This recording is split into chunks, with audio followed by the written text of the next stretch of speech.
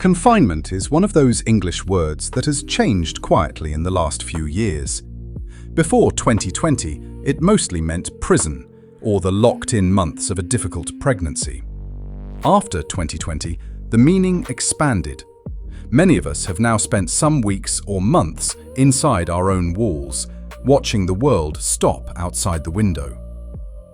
Today, we follow four people who, long before any of this, were forced into rooms they could not leave, sometimes for decades.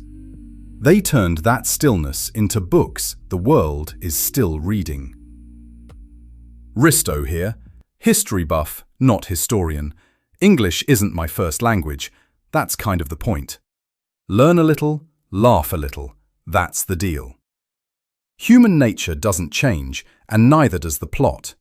History rhymes and keeps the receipts. I mean, somebody always writes it down. A Roman senator awaiting execution who wrote the most read philosophical work of the next 1,000 years. A Venetian merchant in a Genoese prison who dictated a book that opened Asia to Europe. A French prince held in England for 25 years who came home a poet in 2 languages.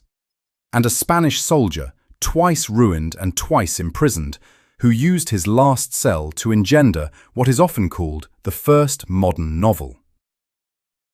Let's start in northern Italy, in the year 523. The man's name was Anicius Manlius Severinus Boethius. He had everything. He had been born into one of the most distinguished families of the late Roman Empire.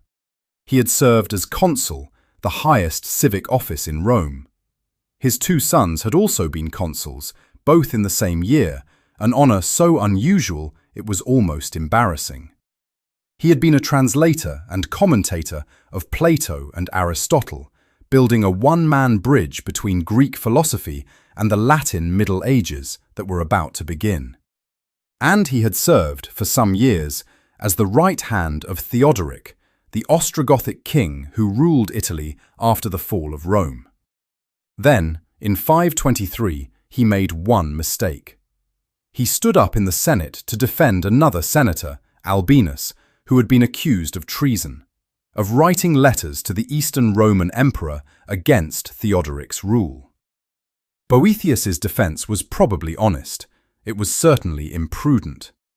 Within weeks he had been arrested, charged with treason and magic, and shipped to a prison cell in Pavia, about 500 kilometers from Rome and from everything he had built. He was condemned to death. The execution was not immediate. There were weeks, perhaps months, of waiting. He was given paper. What he wrote in that cell was called De Consolatione Philosophiae, the consolation of philosophy. It is a dialogue. The 2 speakers are Boethius, the prisoner, a thinly disguised version of himself weeping over the injustice of his fate, and philosophy herself, who appears in his cell as a tall woman in worn clothes and slowly, patiently, talks him out of his despair. She does not promise him freedom. She does not promise that he will be saved. What she does is something stranger. She convinces him that fortune, by its nature, gives and takes, that the things he had, wealth, honor, public office, even his sons' lives, were never really his to begin with, that what cannot be taken is the part of him that thinks and chooses, and that, by writing these thoughts down, he is doing the only work that still belongs to him. Boethius finished the book. Then he was executed, and according to later accounts, brutally. A cord was tied around his head and tightened until his eyes were forced out, and he was beaten to death with a club. He was about 44 years old. The book survived him. For the next 1,000 years, The Consolation of Philosophy was one of the most widely read books in medieval Europe, second only to the Bible in many lists. Charlemagne studied it. Alfred the Great translated it into Old English. Chaucer translated it into Middle English. Queen Elizabeth I translated it as a personal exercise. Dante quotes it in the Divine Comedy. Most educated Europeans, for 1,000 years, learned to think about misfortune, fate, and free will using the framework that a condemned man had built in a cell with the time he had left.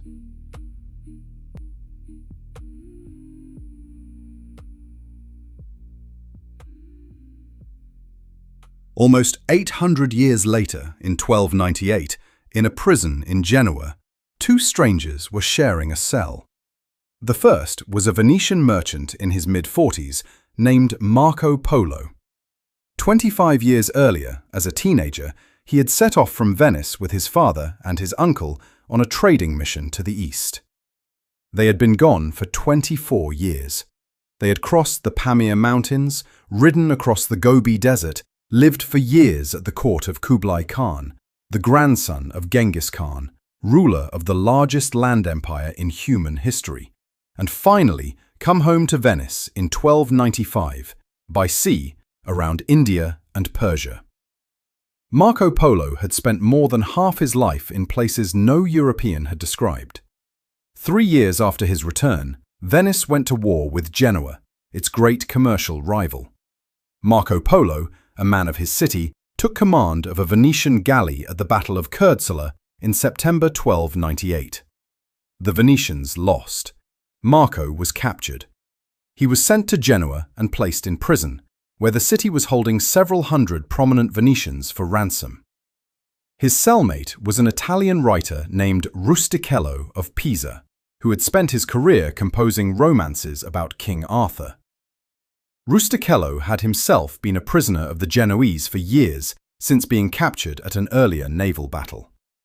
In their cell, the two men began to talk. Rustichello, the professional storyteller, must have noticed quickly that he had been placed in a room with a man who had seen things no European writer had ever described.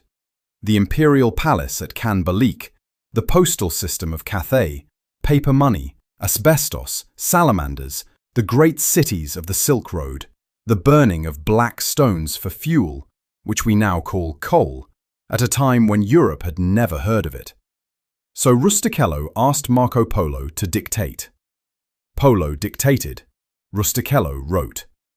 The book they produced, Le Dévisement du Monde, the description of the world, sometimes called Il Milione, was finished by 1299. The two men were released soon after. If the Genoese had not won the Battle of Kurzeler, Marco Polo's stories would probably have stayed where they had always been, in the heads of a few Venetian merchants, told around dinner tables, embellished slightly each time, and lost when the men who told them died. It took a prison cell and a literate cellmate with time on his hands to turn an old man's memories into one of the most copied books of the late Middle Ages. Christopher Columbus would later carry an annotated copy of Marco Polo's book on his voyages, in the belief that he was sailing west to find the country described in it.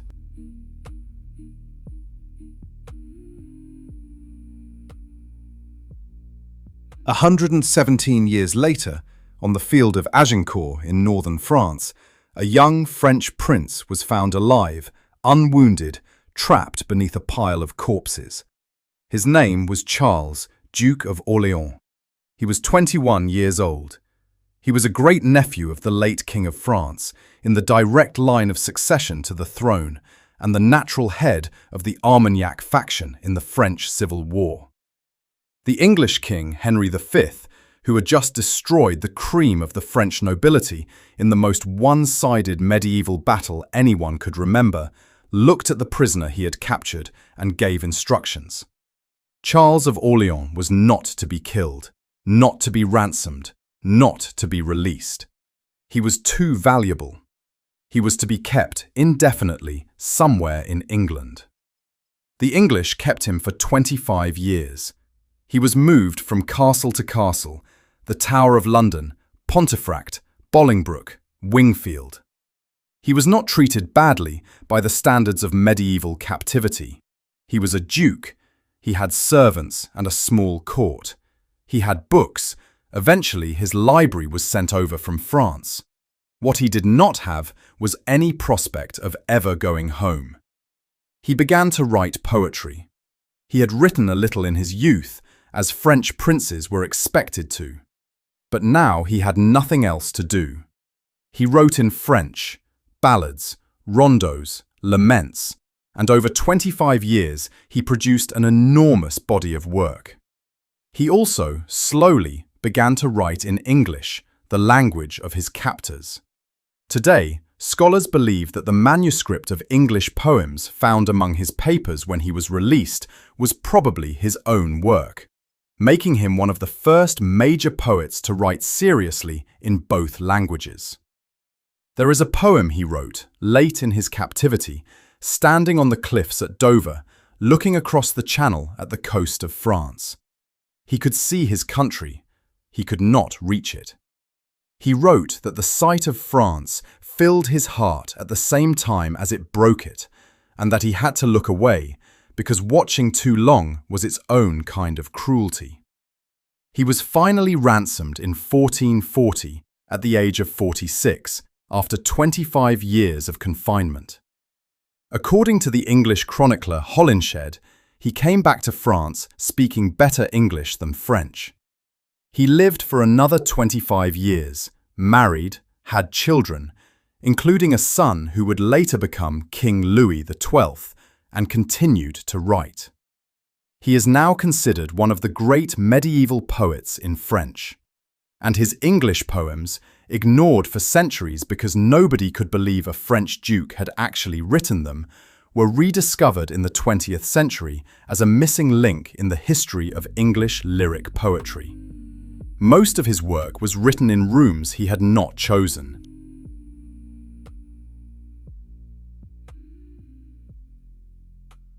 And the last story. Spain, late in the 16th century. The man's name was Miguel de Cervantes. By the time we meet him here, he was about 50 years old, and his life so far had been a long list of disappointments. He had served as a soldier in the Spanish Navy. He had fought at the Battle of Lepanto in 1571, where he had taken a bullet that permanently maimed his left hand. He would call it, with some pride, La mano del milagro, the hand of the miracle. Then, on his way home, his ship had been captured by Barbary pirates, and he had spent 5 years as a slave in Algiers. He had tried to escape 4 times. He had been ransomed by his family in 1580 for an enormous sum that ruined them. Back in Spain, he had not been able to make a living as a soldier, a playwright, or a poet. So he had taken a job as a tax commissary, collecting funds for the Spanish Armada. He turned out to be remarkably bad at it. His accounts kept showing irregularities.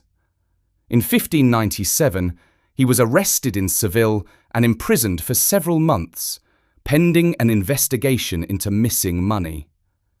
He sat in a cell in the royal prison of Seville. He was 50 years old.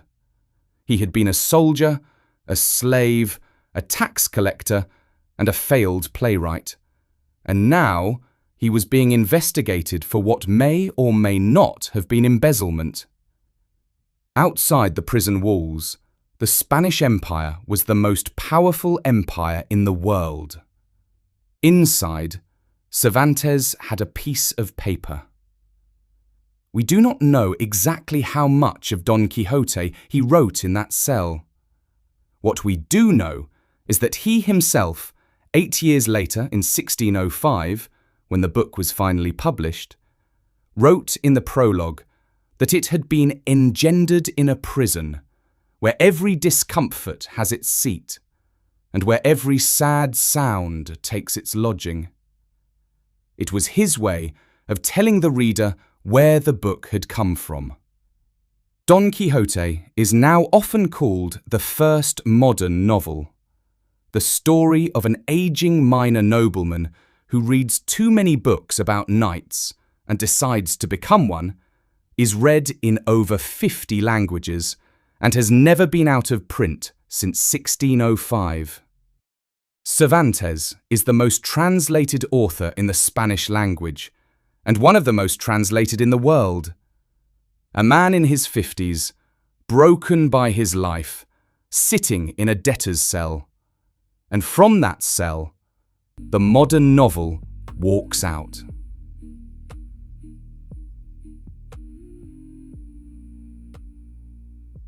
Anyone who spent the spring of 2020 looking out at an empty street, suddenly forced to share their own company without the usual distractions. Anyone who picked up an instrument they had not touched in years, or learned to bake bread, or wrote the first pages of something they had been carrying around in their head, has felt, in a much milder form, the same paradox these four men knew. The walls force the mind inward. Sometimes what comes out is worth the silence. Boethius wrote in the weeks before his execution, Marco Polo would never have dictated his book if Genoa had not won a sea battle. Charles of Orléans found his voice in 25 years of castles he could not leave. Cervantes started his last and greatest work in a debtor's cell at the age of 50. None of them chose the room. Each of them used it. The walls were going to be there anyway. What they made inside them is the only reason we know their names. I'm Risto. Thanks for listening. See you next time. By the way, if you enjoyed this, the easiest way to support the show is to subscribe. That way, you won't miss the next one.